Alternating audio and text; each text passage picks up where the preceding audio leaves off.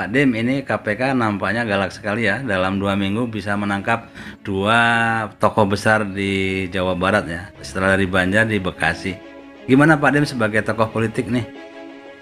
Ya, kalau saya sih lebih melihat ini sesuatu yang sangat positif ya, yang sangat positif terhadap penegakan hukum. Karena memang saya sering diskusi dengan teman-teman ya praktisi yang memang rajin bagaimana korupsi ini di Republik ini supaya makin minimal gitu ya, makin minimal. Dan saya pun ingin disebut seorang praktisi ini, Pak Media, praktisi pemburu koruptor lah gitu loh, karena memang sangat menyusahkan masyarakat gitu lah. Nah, terkait dengan yang di Bekasi yang kalau nggak salah tanggal 5 ya, 5 ya, Januari bulan ini itu anaknya yang terduga korupsi, Ibu Ade kalau nggak salah, Ibu Ade Puspita itu menyatakan tidak ada uang ya di Pak RE itu. Menurut saya itu hampir mustahil ya, hampir mustahil dalam tanda petik. KPK ini setahu saya, insya Allah saya ingin mengatakan yang sejujurnya. Mari kita jujur ya, bantu penegakan hukum semua pihak, jangan sampai terjadi seperti yang diungkapkan oleh Prof. Indriasa Menggo ya, peneliti ahli dari LIPI itu, Pak Muklis ya. Dia pernah mengatakan itu dalam sebuah pencerahan dengan kami, itu apa sih di Republik ini yang tidak bisa diselesaikan oleh politik. Nah, maksud beliau yang saya tangkap Pak Prof.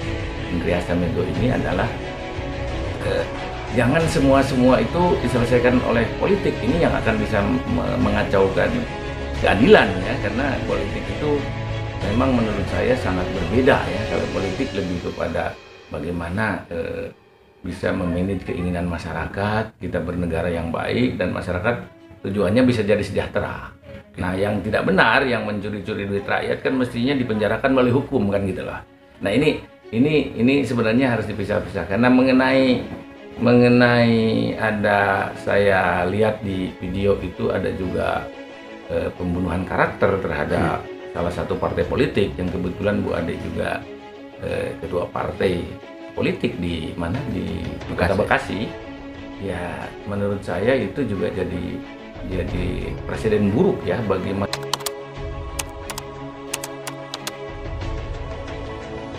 Ya Pak, ini Harun Masiku masih berkeliaran Pak, kata Ray Rangkuti, nggak bisa ditangkap sama KPK. Ya, saya juga ingin mengajaklah ke Direktur Lingkar Madani ini, Pak Ray Rangkuti, sama-sama bagaimana kita ini, karena kan Pak Ray ini kalau bicara pasti sangat fokus didengar orang karena ketajaman analisisnya gitu. Tapi kadang juga dalam tanda petik bisa nakal beliau, yang seperti mengatakan KPK ini, saya lihat di Kompas TV itu Pak Ray itu, ya HM sampai saat ini nggak ditangkap juga sama KPK kan gitu, padahal ada di Indonesia. Ya kan gampang kalau menurut saya sebagai yang ngerti hukum dalam pengertian akal sehat saya bukan sarjana hukum, bahwa ya beritahu KPK suruh ditangkap itu ada, masa nggak ditangkap kalau ada gitu. Nah, artinya Pak Ray tunjukkan, saran saya itu ke KPK ya, ke aparat hukum, bahwa Pak HM itu ada gitu loh di Republik ini, di mana adanya itu.